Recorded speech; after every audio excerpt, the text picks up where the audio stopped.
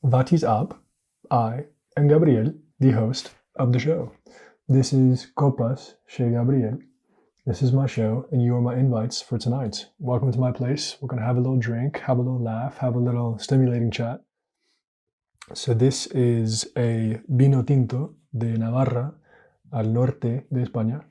Muchos españoles me han dicho que el mejor vino, se supone, de España, el mejor vino español, viene de La Rioja, otra región, otra provincia. Esto para mí está bastante bueno, bastante bien. Pero lo que quiero decir es que no me estaba preguntando cómo se dice esto. Como no soy mucho de vino, no conozco muy bien la cultura, los vinos, cómo saborear, cómo catar el vino. Mi pregunta es, con el café, alguien que bebe mucho café, se puede decir que es cafetero. Soy cafetero, bebo 4 cafés al día. Con el vino, hay una palabra, alguien que bebe muchísimo vino. Es que acabo de buscar si hay una palabra para decir vinoteco o algo, pero vinotero no creo que exista. Pero si sabes, avísame, por favor. Entonces, esto aquí, en la parte atrás, ¿cómo se dice? La etiqueta, ¿no? Pone maridaje. Maridaje ideal con carnes rojas. Esto para mí es bastante interesante porque me gusta la palabra maridaje. me gusta. Maridaje es decir, como la relación, el matrimonio, ¿no? La relación entre dos sabores, entre dos cosas. Por ejemplo, a mí me gusta el ron y la Coca-Cola, roncola. Hay un maridaje ahí para los que no tengan mucho dinero y le gusta ir de copas con sus amigos. Bueno, a veces, no sé, habrá gente que tenga pasta y también le gusta tomar roncola, pero bueno, es muy de cuando tienes 20 años y sales con tus amigos. Entonces, roncola, a ver, un vino tinto con un poco de queso, buenísimo. Pan fresco con aceite de oliva, buenísimo. Eso es un maridaje, si lo entiendo bien, el concepto. Entonces, ¿qué quiero decir? Con el maridaje, este concepto, me recordó a un artículo que leí hace meses, hace tiempo, bueno, no es un periodista, la verdad es que no es un periodista, se llama Stewart. En sus 20s, tiene 80 años este chaval, nada, que va, tiene 40 y pico. En sus 20s era DJ, era DJ con Steve Aoki y todos estos en las movidas de Los Ángeles, de California. Entonces pone aquí en su blog, The Flywheel Effect of Eating, Drinking and Smoking. Food and wine pair well together, but only a cigarette can add a third dimension of gluttony. So I read this piece and I really enjoyed it. So this is about maridaje, no? So it says, going out to eat in a restaurant used to be pretty cool a year ago. You'd swing open the doors of a crowded cheesecake factory and maneuver past the confused elderly to get your name on the wait list before them. Then the only decision you need to make before sliding into an oversized booth and tearing open a steaming rod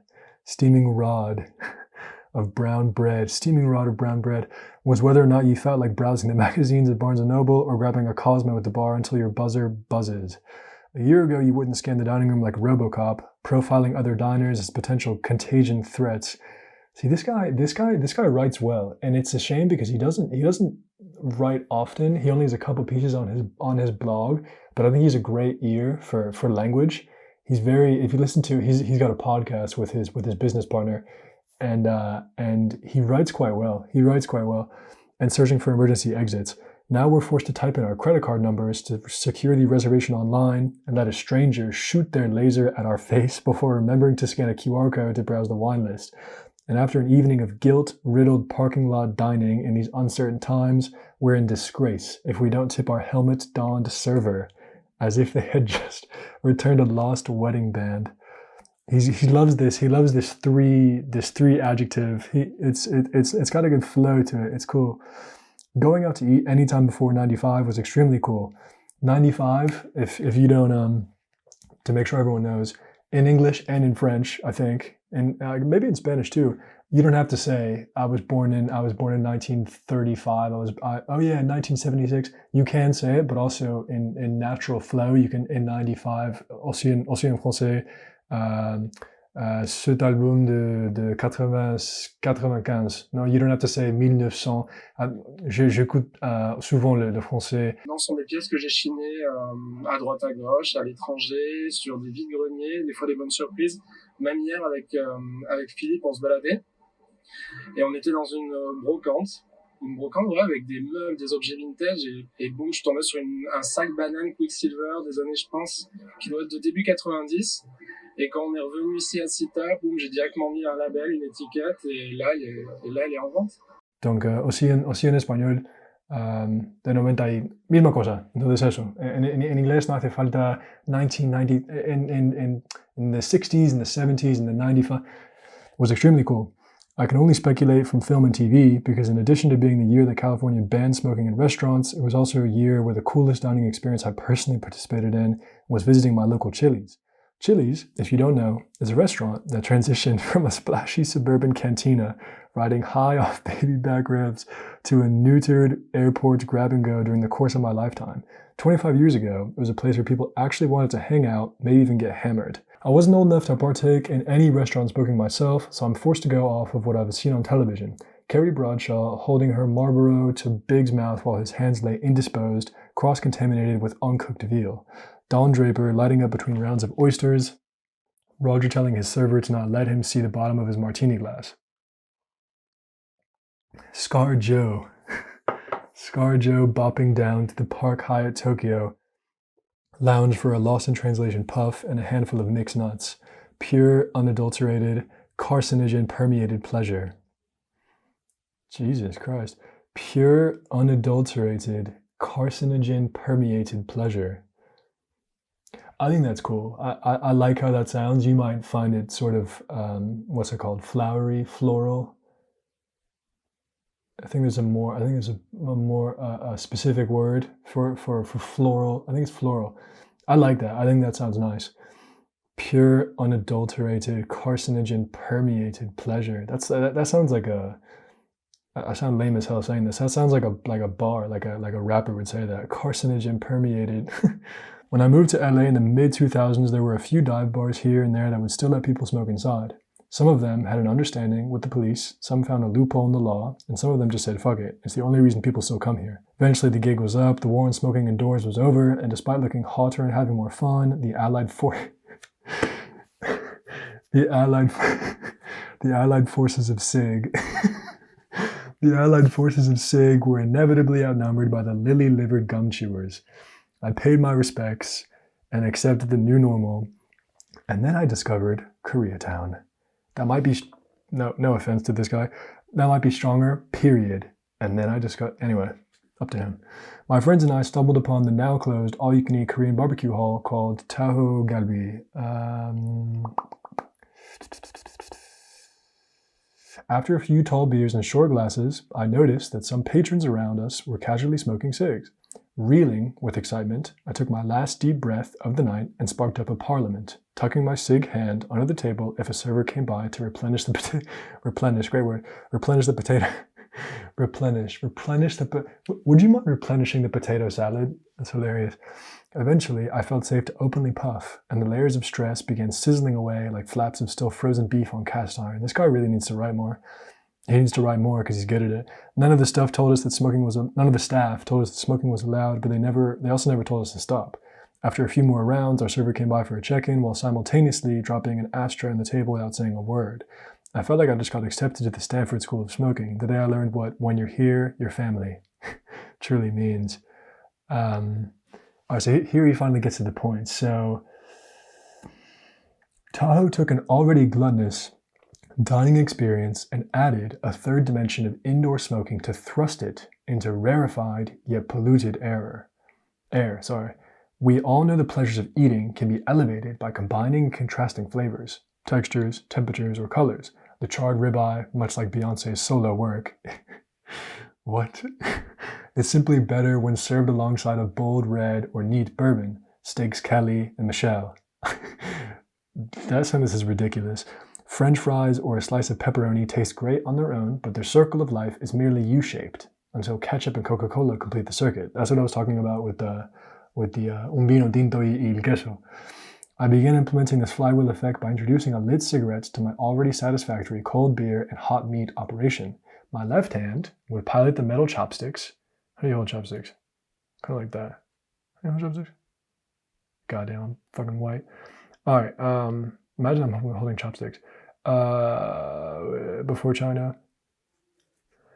Plucking bulgogi squares from the hot grill, dipping them in salt and sesame oil before chowing down. My right hand's ring and pinky fingers held the shot glass of cold soju with lemon, and my middle and index fingers cradled a dangling cigarette. If we're adhering to salmon... That can't be... I'm sorry, I was thinking about food. I'm not that stupid. Salmon, must be salmon. Salmon. Nosrats, salt, fat, acid, heat, formula for mastering the elements of good cooking, then this had it all and more. What propels this ceremony to elite levels of gluttony? I will say, as a writer who wants to improve his craft and is trying to work on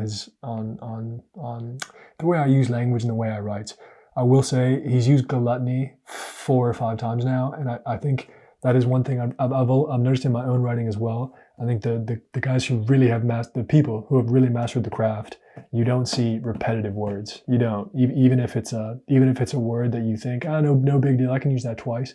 They find a way around it. So that's too many times for gluttony. Is your brain knowing that there will be as many plates of meat in the kitchen as you require to reach culinary climax? Lastly, a pull off that cig between bites and sips adds a new cog to the flywheel. This is living and eating like it's your last meal because it very well could be. For our flywheel to spin correctly, we can't be inhaling wafts and wisps. Our cigs need to sing from the diaphragm like a Paramore a cappella to ensure that our lungs are sufficiently saturated with smoke. Repeat this process until you begin slightly levitating out of your seat and you're able to see the physical manifestation of people's auras around you. Unless you're Italian, exercise caution while attempting this style of advanced eating. Do the Italians smoke cigs better than the French? Or who smokes the cig? Who's better at smoking cigs? That's a good question. All right, so that was a great piece. I think this is a great time to talk about their podcast and this other guy I've just come across. So that guy, Jason Stewart, runs a podcast. I know, sounds lame, but it's actually cool. Runs a podcast with his business partner, Chris Black. Jason Stewart, like I was saying, was a DJ in his youth, and now I think he does brand activations and other 21st century marketing speak. And Chris Black works with pretty cool brands, Stussy, Tom Brown, if I've remembered correctly from his portfolio and links and stuff. And they do this podcast together where they do cultural commentaries on random stuff. I was looking on YouTube to write up to see, maybe someone has already made a commentary. I'm going to comment on this podcast, why I think it stands out to me, the funny takes and stuff. And I did a little bit of research. Let's see what's already out there. Let's see if someone's already done my video idea, right? And I found this guy who I'm very, very pumped up about. And his name is a great name. Listen to this name, okay? Agostinho Zinga. Agostinho Zinga. How great is that? There's only one name that's cool. There's only one name that's cooler than that. Teodulo Romulo. who's a I didn't even know about that man until 3 days ago. My friend who is about to move to Mexico City told me about him. How crazy! He's in Mexico. I believe he's Mexican. I don't know his full story. How about Teodulo Romulo? That's nuts. Agostinho Zinga is right up there with that. And he's an interesting mix. He's a bit older than me, but he's kind of a music journalist. He went to I want to say, I don't think I'm getting this right. St. Andrews, where is that? Edinburgh? He went to some design art school to study product design. And I think he bailed out and then did something else or he hated it. I can't remember. He didn't love it. But he studied product design, which is cool. He got this creative eye. And now he's a music journalist. He's a music journalist, and among other things, he's a writer. He does this cultural commentary show, which I really, really enjoy. All that good stuff. And I think I mentioned it before on my podcast before, right? About how cool it was to see all these alternative club nights and festivals and stuff pop up over the last, 18 months, it feels like, as a response to, I think as a kind of weird response to this kind of constant conversation happens about having, not enough variety on the lineups in terms of genders and sexual orientations and backgrounds and whatnot.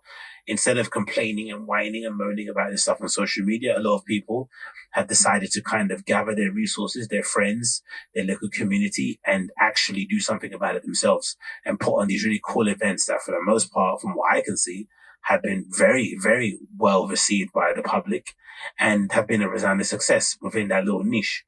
And you're hoping that, as time goes by and people become more aware of these little subcultures and groups and niches that exist within dance music that kind of form the overall kind of tapestry that makes this such a beautiful and rich sort of scene, that more people will get kind of hip to it, and it will kind of progress to the point where these people will also be on this big lineups where they're paying you 10 grand per gig and shit.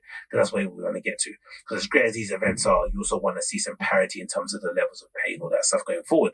So this is courtesy of Mixmag. Body Movement Festival was a landmark occasion for queer self-expression.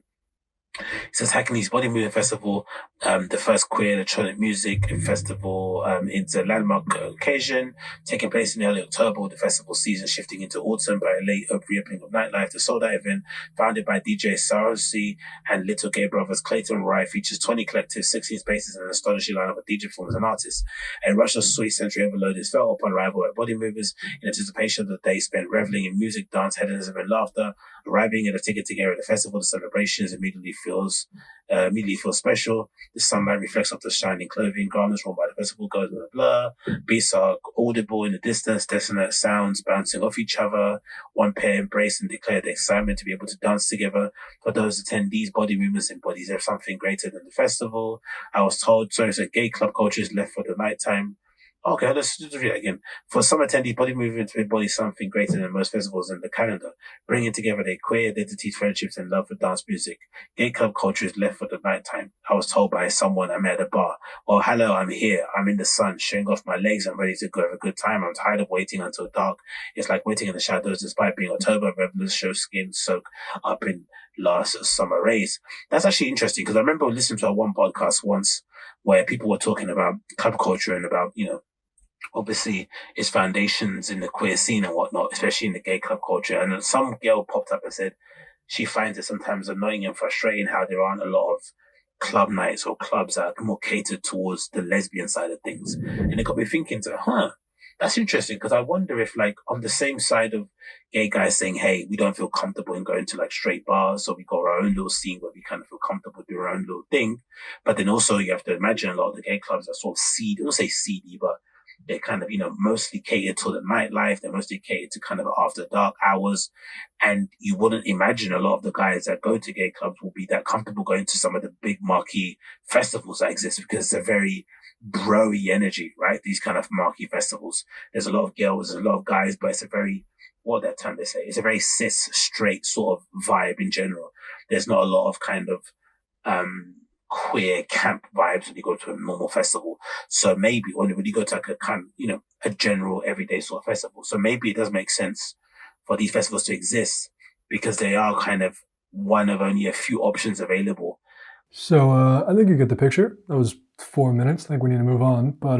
But yeah, he first of all, he covers dance culture, which I'm very, very drawn to. How would I even say this? It's more than passionate. It's what's a word you could say? More than passionate. It's elemental. It's like in my, it's in my it's in my makeup. House music. It's who I am. It really is. Like, I get very, very, very sentimental. It's house music is linked with some of my happiest memories on earth. And I care about the sort of origins of the culture, the history, the socioeconomic context of different DJs and the scene, the evolution, and how it's adapted. And Resident Advisor had a great piece on what happened to tech house, and talking about the origins and how it kind of became commercially popular, and some of this sort of authenticity and the modesty kind of dissipated. So anyway, this guy, I like this guy. I think he has interesting takes. We kind of get into it. He had another piece about there's now all entirely female music festivals coming out, which his take is it's not the answer to the disparities in the dance music scene. He kind of just wants more equality across the board, more opportunities for everyone, right? And I guess I see what he's saying, but I also feel like I really admire this female DJ and what else is she? She's a journalist. I suppose she's mostly a DJ. Louise Chen, who is that's my woman, man. She's the shit. I've sent pictures of her to my let's look this lady up. I've sent pictures of her to my group chat. She's like, I've resent her Instagram stories a million times to different people. She's the shit, man. She's cool as hell. She's cool as hell. She's got a if you haven't seen her piece at her London flat. Sorry, not her London flat. My bad. She lives in London now, but she used to live in Paris. She's the shit, man. She, in terms of the dress, the language, the music, the whole vibe. She's the shit, man. She started this club night in Paris, specifically catering towards women, because she felt like, I think it was like go or no, girls, because she felt like the scene was just too male dominant. There wasn't a vibe. It was like, I want to go out with my girls tonight in Paris, and it was just the scene just kind of, it's just not there. So she started this female catered, female targeted club night in Paris. And it seems to be quite cool. I think it was a couple of years ago. She's moved to London, giving out her personal info online. No, she was talking about it on IG. So anyway, she's talking about kind of the disparities in the scene, and I feel like she would think differently. She might think this is great for the female industry, and she was criticizing on her IG. She was like, ha ha ha, this is, she was kind of laughing about she was sort of disparaging, criticizing. She was like, I can't, people still going to all, male only lineups. Like, what the hell are you doing? You know what I mean? Like, get with the times. Male only music festivals, male only gigs, male only dance music, which again, I think is interesting. How do I see it? I guess I don't know, man. It is a male dominated world that we live in, is it not? And I feel like that extends to DJ dance music scene. And I feel like there needs to be there. I feel like this. I don't think Agostinho is saying it's not a step in the right direction. I think he's saying maybe a different step in the right direction is a bit more in line with how he pictures parity being reached. There's just so many kind of bland. The guys that look like me. These kind of bland, generic European, English, Australian, American, from the United States of America. I don't like to use American to refer exclusively to the US. If you talk to other people in other American and Las Americas and other countries, they're like, if you say, oh, I'm from America, they're like, all right, what part? And you're like, oh, United States of America. Anyway, I can make a whole video about that. Anyway, I guess I feel like it's a step in the right direction. Agostinho was saying he, as a man, does not go to festivals and feel like, I feel weird. I'm noticing that there's a lack of female presence here. I commented on his video and I said, look, I feel like women do notice that kind of stuff. I feel like, right, me being a white man, I feel like I go to a gig and I'm one of 300 white people and there's maybe 5 or 10 or 20 people of color. You ask them and some of them are probably like, hell yeah, I noticed that I'm one of the only not white people. You know what I'm saying? Like it can be an alienating experience. So yeah, that's what I think about that. So I think that ties into this little piece. So this is I came across this article months ago and I forgot I couldn't remember who this was. I was like, was this Isaac Hayes? Was it Marvin Gaye? And no, it is, I've literally forgotten again, Teddy Pendergrass. Where is Teddy Pendergrass? Where's he from? If you know where he's from, think about it now and see if you can, if you were right or if you were wrong. He is from, holy shit, Kingstree, South Carolina. South Carolina is between Atlanta and DC. I know people from the States are like, shut the fuck up talking to me right now, but for international viewers, Atlanta, right, Miami on the East Coast, Miami, Atlanta, DC, South Carolina is in between Atlanta and DC. And raised in Philly. Okay, raised in Philly. All right, nice. Born on March 26th. Damn, he died 12 years ago. Shit. Okay, 12 years ago, wow. This is a piece from Hunter Harris. All right, sorry, I don't have any background on this girl. I think she is a, not girl, she's a lady, she's a woman. Hunter Harris.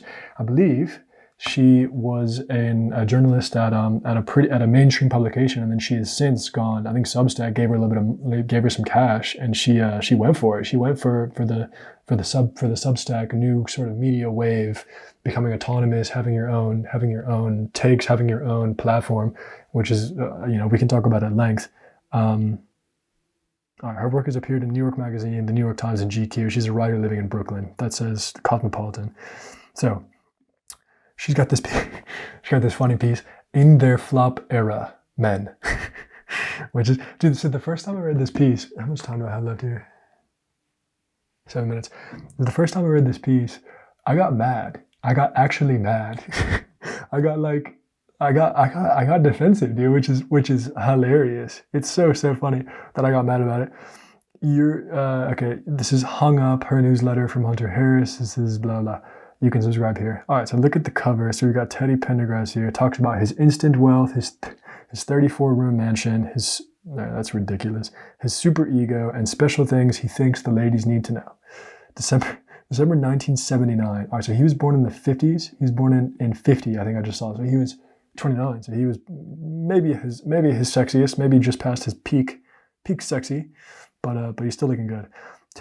Teddy Pendergrass performances are basically the only thing I use YouTube for these days. I'm obsessed. If I could go back to any time in history, it would be to see Teddy Pendergrass perform live. I'm a woman of simple tastes. The hips, the drip. Sometimes Teddy Pendergrass performances are the only thing I get onto the internet for at all. I spend hours watching them, finding more. Simply, who else was doing it like my man? Look at that ebony cover. The open chest, the beard, the scarf. He's a scarf on. The scarf, necklaces layered just so. The grin, my God, it is a disgrace. Disgrace, great word for non-English speakers.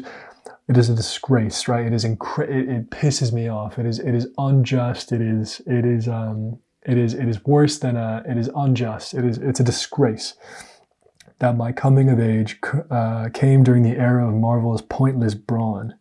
Yeah. My friend in blah blah. The past few years have seen our male stars' physiques inflate at a level unmatched by anything but college tuition. It's kind of funny. That's from Alex Jung's Vulture piece from 5 years ago. God, it's crazy how the time flies. My aunt got to have a crush on Paul Newman. Is Paul Newman hot? Hot? Who the hell is this? Kind of. Oh yeah, kind of. Sorry. Yeah, relatively, not really my style, but it's all right. What's going on here? I had to pretend to tolerate Joseph Gordon-Levitt when 500 Days of Summer was shoved down the throats of every 14-year-old with Wi-Fi. Few things are more interesting to me than men presenting themselves, submitting themselves to a female gaze. Dude, this take was crazy. Part of that is one reason I like A Star is Born. Bradley Cooper can live life as a no-lipped 7, but he knows he could dab on that Tom Ford bronzer and drop that voice 3 octaves and be a 10. Bruh, if Bradley Cooper is a 7, I gotta knock myself down a couple notches, man. He's a pretty good looking dude. Good head of hair, pretty nice skin complexion, nice eyes, speaks a bit of French. This woman, it's a hot take. It's hot. Teddy Pendergrass knew he looked good. He knew women liked him looking good. He played to that desire. Maybe there's a power there straight men are freaked out by. I try not to talk to them, so I haven't asked. This video of Teddy Pendergrass is what I feel like talking about tonight, this week, this lifetime. Here he is in 79 playing Close the Door, my favorite song of his. Let's check this out.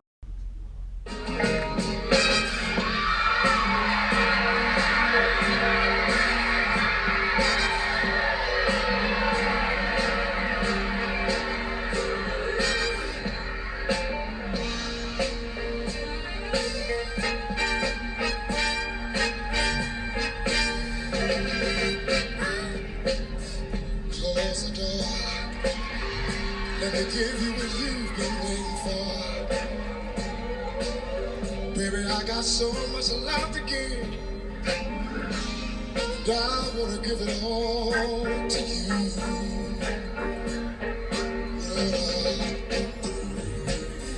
Close the door. No need to worry no more. Let's bring this day to a pleasant end. Girl, it's me and you now. I've waited all day long just to hold you in my arms. And it's exactly like I thought it would. Quite like this shot of the Quite like this shot of the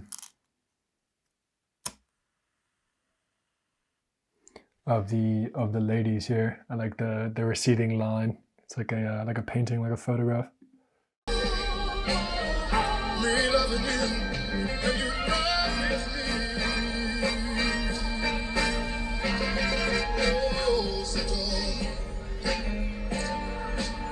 Let me rub your back when you say so. Come on, get closer and closer, so close to me.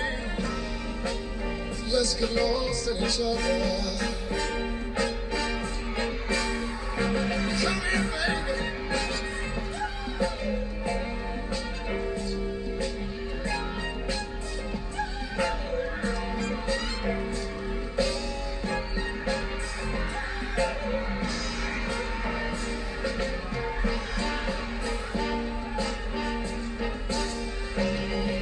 I've waited all day long just to hold you gently in my loving arms. And it's exactly like I thought it would. Me loving you and you loving me. Close the door, baby, and let me blow your mind. Plenty good loving all through the night. And then again when the morning comes. Yes, sir, come here, girl.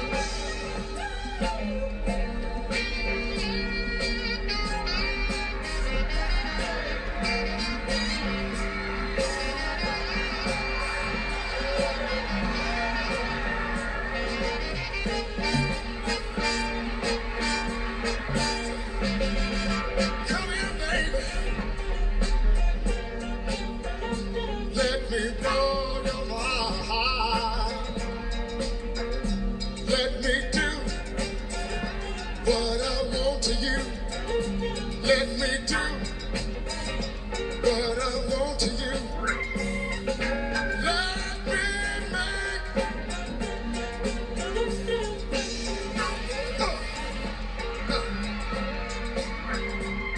you do it to me. I'll do it to you. Come here, baby. Lay your head next to mine. Oh, oh, oh, oh, oh, oh, oh, oh. I like the way you make me feel. I like the way you make me feel. So good, so good, so good. So I'll let her speak. So it's rare that I am rendered completely speechless, but there aren't even words to describe that. I didn't know someone's basic movements can be so powerful. This woman speaks for me. Very funny. Look at those two white guys to the left of our queen, LMAO, frownless. I'm probably studying. They're probably like me, like, I must adapt my movements. When was the last time I'd watched a performer so willingly let himself be consumed by, absorbed by the female gaze? When was the last time I'd watched an American movie about guys doing everything we pretend only women do? Get dressed up, fuss over this outfit or that one, get hopeful, miss out. Not that flirty, teasy Drake stuff. Not his weird projected love savior confusion.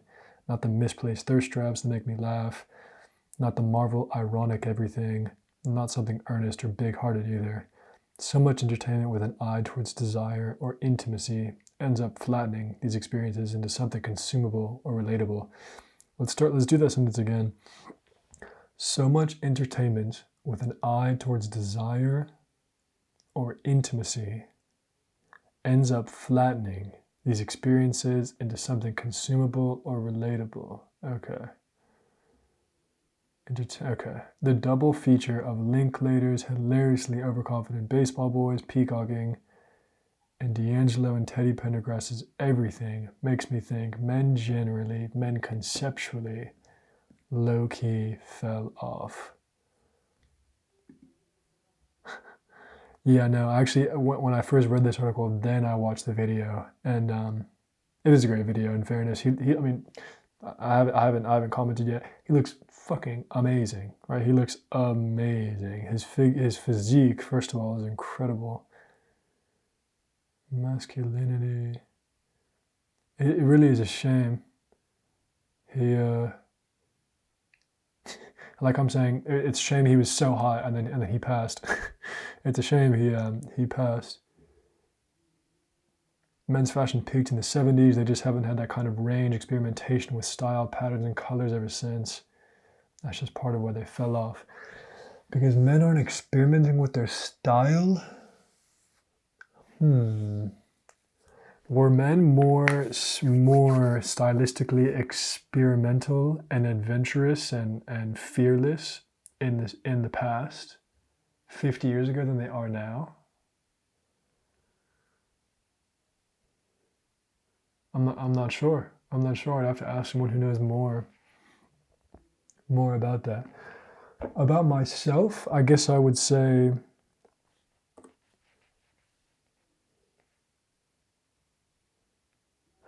I don't know. It's interesting, right? I kind of feel like, on the one hand, if you want to dress, I mean, he's performing, right? But look at Pendergrass's outfit.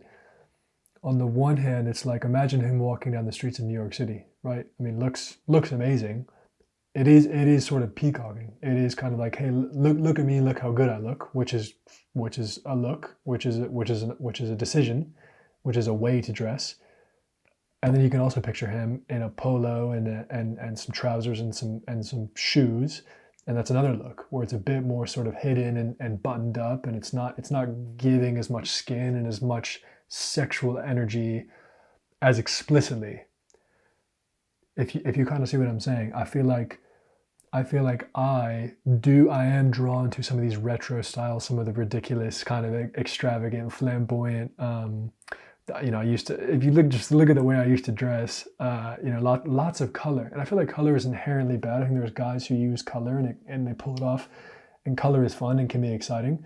I think I was listening to some podcast about the Antwerp 6.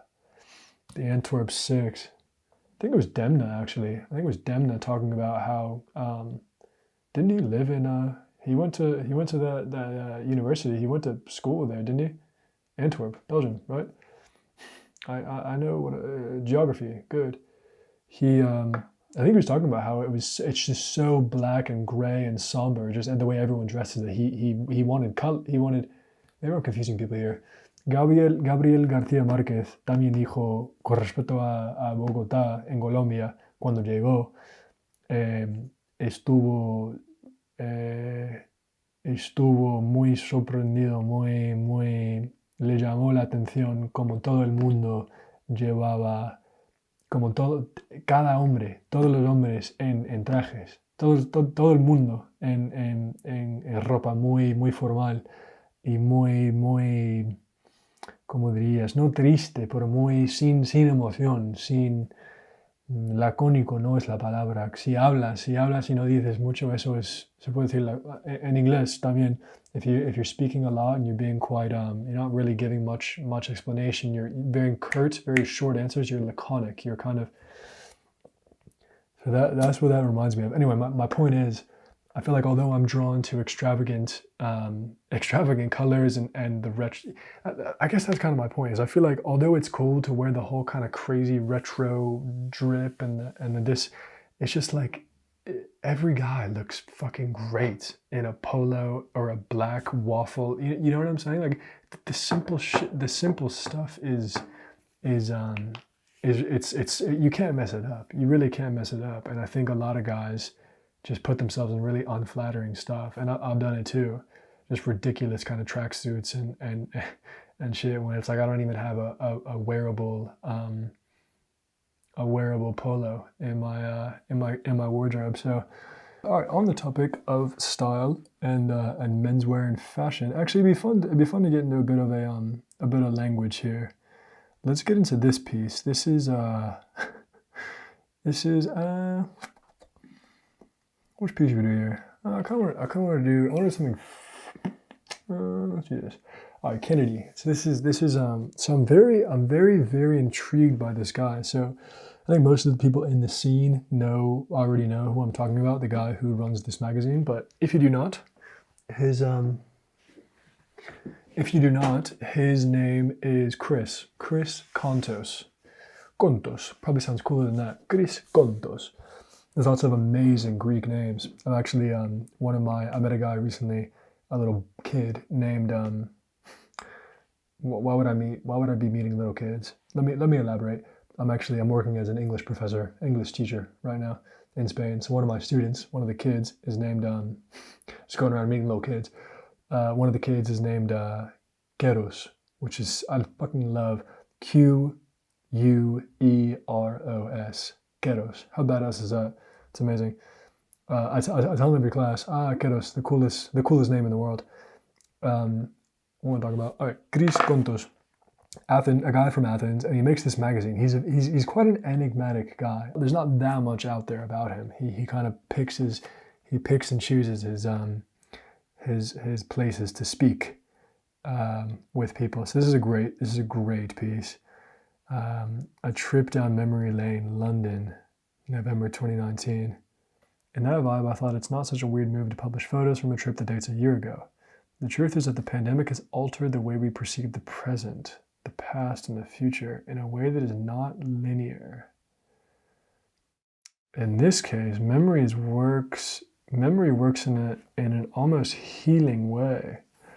As Andrea Branzi writes in the latest issue of Apartamento, the future is an enigma in which the past and the future are no longer relevant, but have been replaced by a continuous...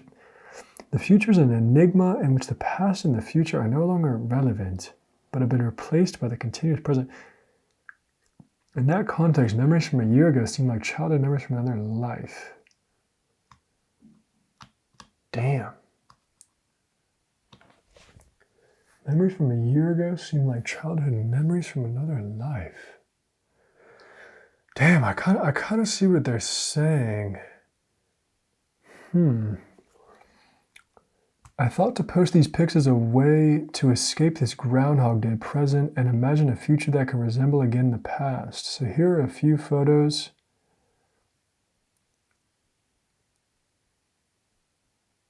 I kind of like that. That unusual use of again right there. I thought to post these pics as a way to escape this Groundhog Day present and imagine a future that can resemble again the past. Present and imagine again a future that can resemble the past. It's a bit different, right? And imagine a future that can resemble again. That is sort of he might be, I'm not sure if his first language is English or I don't mean to, that sounds offensive, like I'm condescending I'm being condescending on his English level. I'm just saying it might be a Greek sort of vocabulary sentence structure. That to me sounds Spanish. That sounds French, Spanish. That sounds romantic. And can y parece de nuevo, parece, you know what I'm saying? That sounds like a translated, I like it. It's unusual. Can resemble again the past. So here are a few photos and words about a time from when I felt I could breathe the air of another city without fear and leave the many versions of my life I can experience through traveling, a luxury missing from our lives at the moment. I always thought traveling is a way to expand life, and sitting in Athens for way too long makes mortality look rather scary at times, although looking at my 9-month son takes away any existential fear in seconds. It was a trip that had almost everything I could ask for. Being around good friends for 1 week, great lunches and dinners, eating at the company of people I love, also visiting Bar Italia with Apostolos. But Greek men might have the coolest names in the world. Apostolos, wow. I've been visiting since 1996 or 96, going back to my previous point about the years. 96, 96,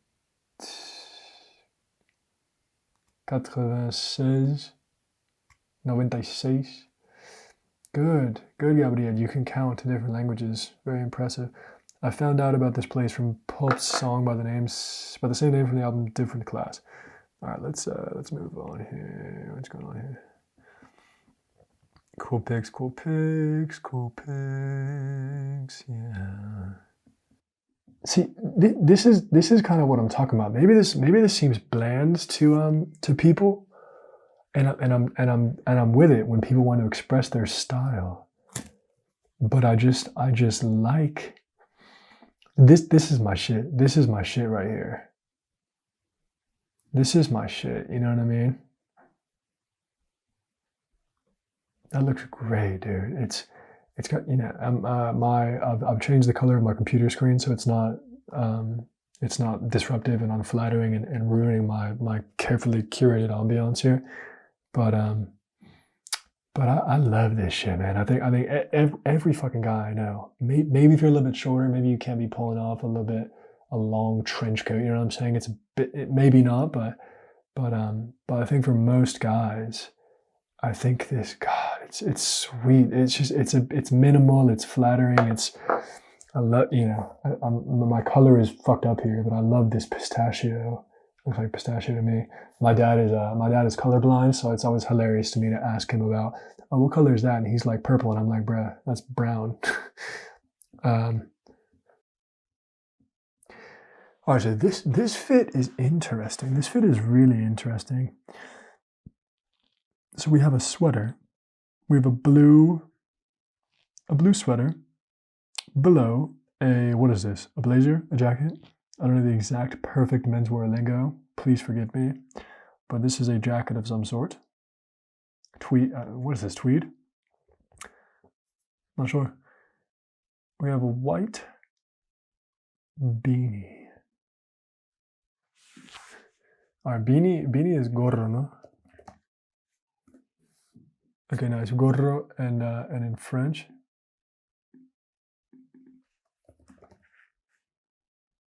What is it in French? Can't remember. Chapeau? No. Bonnet. Okay. Nice. I think I was reading about my cousin keeps up with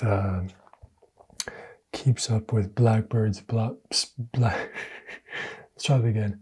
Blackbirds spot lane, and I've been keeping it up a bit too, and I know about it. And he was saying how you can basically, as you start to learn more about the fashion industry, you can tell higher quality fabrics kind of drape on the body differently than lower quality fabrics. And I don't really know. I'm kind of between the sort of cheap.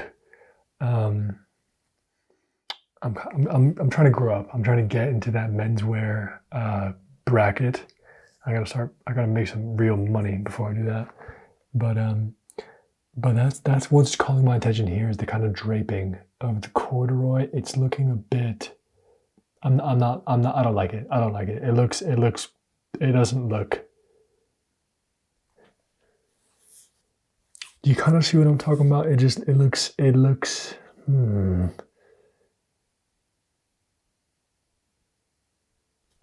Maybe I'm looking too far into it. Maybe it looks all right. I don't know. Something about it is a little bit unflattering to me. Something about it's a little bit unflattering. I think it's not draping and kind of selling his legs in the way that you might want. What's up with the sneaks here? What are these? I don't know what those are. Anyway, fit's not bad. I do like this. I do really like this. I like this a lot. All right, so sorry, I thought this was apostolos. This is not apostolos. This is even fucking cooler. Nectarios. All right, I was kind of joking around before, but I think this settles it. Show me a country where the names are cooler than Greece. Keros, Apostolos, and Nectarios. Are you kidding me? That's actually ridiculous. Nectarios and myself like to visit Golborn Road for our meetings. I miss Nectar, and his delicate hands, his soft-mannered voice. I miss the taste of Portuguese cakes. Oh, sorry. So this is the same guy. Okay, so this is Nectarios. All right, Nectarios, I'm fucking with you, bro. You you're Portuguese. I'm liking it now. I like. All right, so is this nice corduroy or not nice corduroy? That's the question. Are these 20-pound trousers, corduroy trousers from? I'm not saying that's a bad thing. I'm just saying in terms of good quality, perfect. I think I saw some podcast. Someone say like, I want the highest quality, the perfect version of everything. I want the perfect trench coat, the perfect pair of trousers, the perfect shoes. Everything expertly made. I want the best version of everything. Right? If the Japanese make the best knife, I want that knife. If the German make the best car, I want a German car. You see what I'm saying? So I'm wondering if this is nice corduroy or not nice corduroy. That's my question. Does someone know? All right, let's keep going here. No rings on Nectarios. Keep that in mind. I wouldn't mind a little ring there, Senor Nectarios, if you're listening. How about this? Yes, sir. Yes, sir, Chris Kontos. This is fucking sweet. This is great. Taking some preliminary glances at these photos, and this one caught my attention, so I've already seen this. But this is pretty fucking sweet. Look at the light here. Yeah, this is great. My question for you is this picture better or worse? How would it impact this picture to have someone in the picture, an individual? I feel like it must add to it. I think I saw somewhere, it was some photographic tip, maybe it was National Geographic or something, but when you add a person in the frame, it just gives it human. First of all, it gives it a human element, which kind of draws you in sort of naturally as another human being. And secondly, it gives it scale. You get an idea. You get an idea of how tall things are and how big this environment is. And I feel like if there was a person in this, I might be a bit more drawn in. Which you can't always force, can you? He would have had to stay. He would have had to stay in this spot, which some photographers do, which some legendary photographers pick their spot. They find a street corner. Whose work did I repost a couple months ago? What was that guy's name? Jay Mizell. I republished his work, and he was saying, be patient, right? If you're going out for a day in London, like this guy Chris. Don't try and cover 50 zip codes in one fucking afternoon. Take your time. You could. That's the difference, isn't it? A rookie photographer who has no idea what he's doing. He tries to cover London in one day. Someone with a great eye might stay on this corner the entire day. It's perplexing,